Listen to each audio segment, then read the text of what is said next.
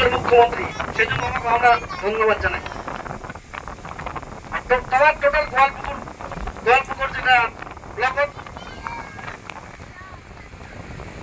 দুটা স্কুল হয়েছে, তার এই নুরুল হুদার নেতৃত্ব। আজকে যদি নুরুলদা আগায় নিয়ে আসিল হয়, তাহলে আজকে তোমার এই বস্তির যে একটা রাজবংশী ভাষার একটা স্কুল, সেটা তোমরা হয়তো দেখি না পেলে। এটা সরকারি স্কুল, কিন্তু সবকিছু সরকার থেকে পায়, কিছু করে বিল্ডিং হবে, কই দিন আমার। তো আমরা বলছি যে আমরা যে এই জায়গাতে আসছি, এই আসার উদ্দেশ্যটা হইল আমরা এই জায়গার হিন্দু হোক আর মুসলিম হোক, স্থানীয় যেগুলো মানছি সেগুলা ভারত স্বাধীনতার পর থেকে আমরা শোষিত, লাঞ্ছিত, বঞ্চিত হয়ে আছি। চাই হিন্দু হোক চাই মুসলিম হোক,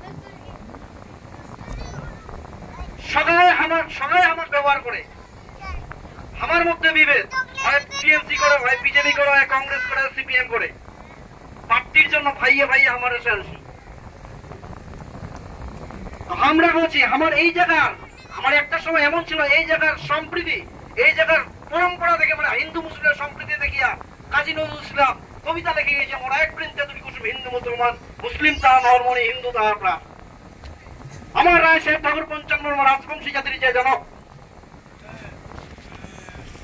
অবাক হয়ে গেছে দেখি হিন্দু মুসলিম নাই রে ভিন, উলসিত হয়ে আছে আজি খত্তিয়ের চিন।